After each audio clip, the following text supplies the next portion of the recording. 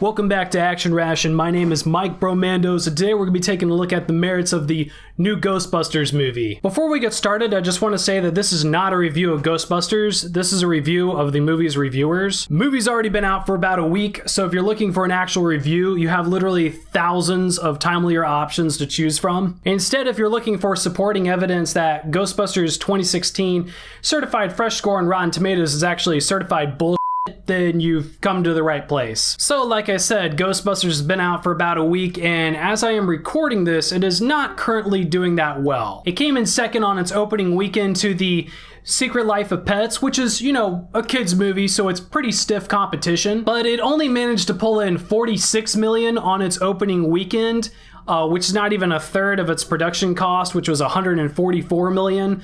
Not to mention the costs of marketing or distribution. But that's okay, because they'll make it up on the foreign market, right? Except they probably won't, because as you already know, China passed on distributing the movie, which means unless Paul Feig's all-female reboot of Ghostbusters really picks up steam here in the States in the next couple weeks, it's in danger of not getting a sequel. Oh, is that a little rain outside, I hear? Now, you would never be able to guess that from the Rotten Tomatoes score of 73%. My bad. It went down, certified fresh score. Let's see what the critics had to say. Amy Nicholson, MTV. A middle finger to the screaming bro babies. If girls can't be Ghostbusters, then here, guys can't do anything. Amy, what does that even mean? No one said girls can't be Ghostbusters. They said the trailers make the movie look bad. Guys can't do anything? Well, it's funny you say that. You see, they already made 2 films where the guys were Ghostbusters, so I guess they can? Katie Walsh, Tribune News Service. Somehow this Ghostbusters remake is going to push us all to reckon with what a more equal world might look like, whether we like it or not. Fortunately, this movie is tremendously easy to like. Somehow, huh? Somehow, Katie, I think a whole lot of people are gonna go see this movie and think meh, and go home afterwards. Revolution over. Nicholas Barber, BBC.com. It is daringly progressive, and it is a landmark in mainstream entertainment. It's just a shame it isn't a bit funnier. so then it sucked, Nicholas. But thank God those unfunny women saved it, right? Scout Tafoya, Brooklyn Magazine.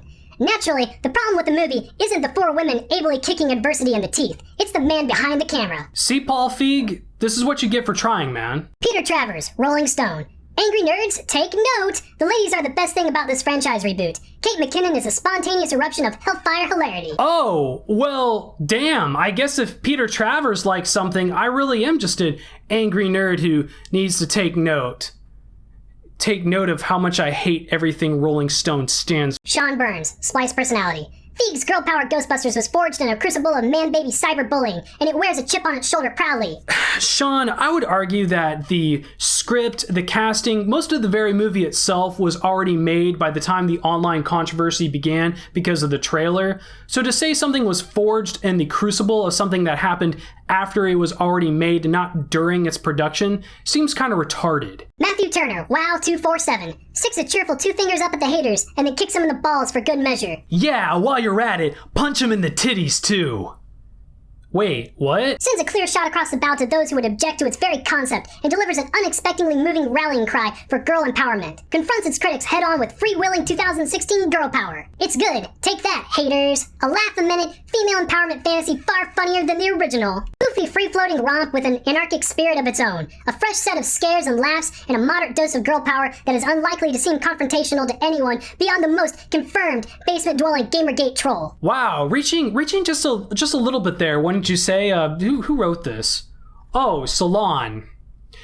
Project much? It goes on with a few more, but we probably better stop there. See, the problem with all these reviews is there's an ongoing theme here where they seem to care more about female empowerment than they do about the actual merits of the movie. I realize all entertainment is subjective, but I think it's the purpose of a critic to be objective. Not biased or prejudiced or trying to prop up a movie like it's some essential piece of propaganda no matter how good it is or not. I would like to say it's times like this when I wish we still had Roger Ebert, but I took a look at his website and the review there seriously made me want to shove bamboo through my eye holes. I know this review on his site doesn't reflect him since he's passed on, but I had to mention it since it was there. Oh well, at least we still got Roper, right? I wonder what he said about the movie. Oh.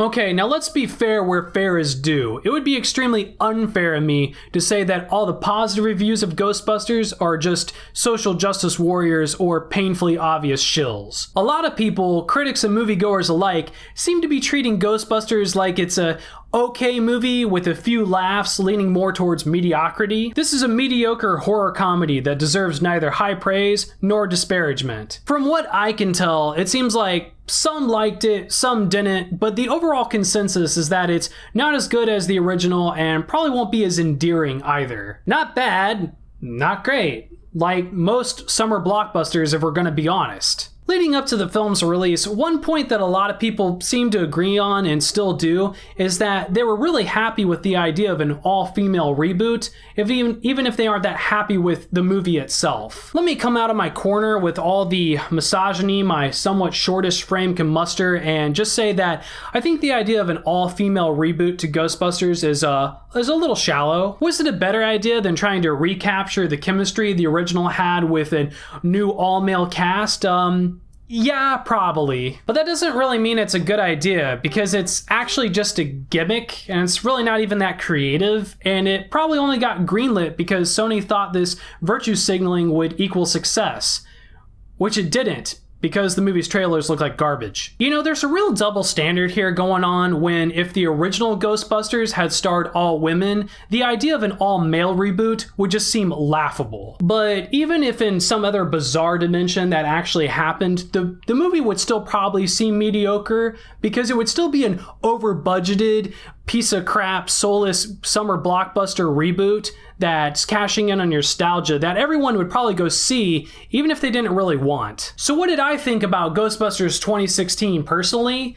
I don't know. I didn't watch it. Ghostbusters is just not that important to me. I do like the first one. I think the second one is okay, but overall as a franchise, I just don't have a lot invested in it. So when I saw the trailer, all I thought was, oh look, here's another bland flavor of the week reboot. And unlike franchises where I actually do have a lot invested, such as Terminator, I just decided that I'd rather save my money than go see it. I know this movie isn't out of theaters yet, but ultimately if it does bomb, I would say what really killed this movie was not the merits of the film, but Sony, Paul Feig, and a whole bunch of other media outlets saying that if you don't like this movie, if you don't want to see this movie, it's nothing more than the fact that you are a neckbeard scratching, basement dwelling woman hater. We could spend hours examining evidence of this. Things like Sony deleting the comments of women off the trailer who are criticizing it, too many posts by regressive media outlets to count.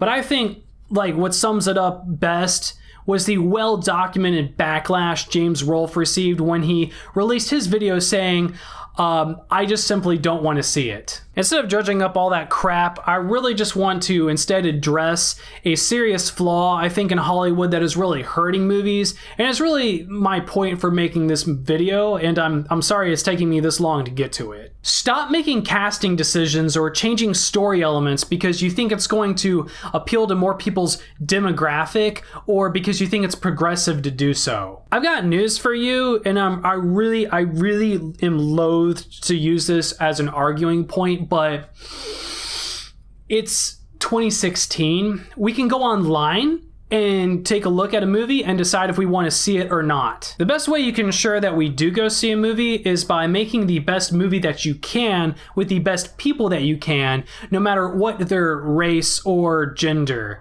Just give them qualities we actually care about, instead of just making them stereotypes. You know, it's not that you're completely wrong. There are some people out there that do truly care outside of a historical or societal context what the race or gender of a character is. They're actually called bigots. Or in this case, probably feminists. But that's enough bashing of Hollywood for today. I do like a lot of the movies you all make. Instead, I want to take a moment to address the media outlets that said, you should like this movie because if you don't, you're a woman hater. So you should just, get with the times and go see it anyways. Who are you to say what we should like or not?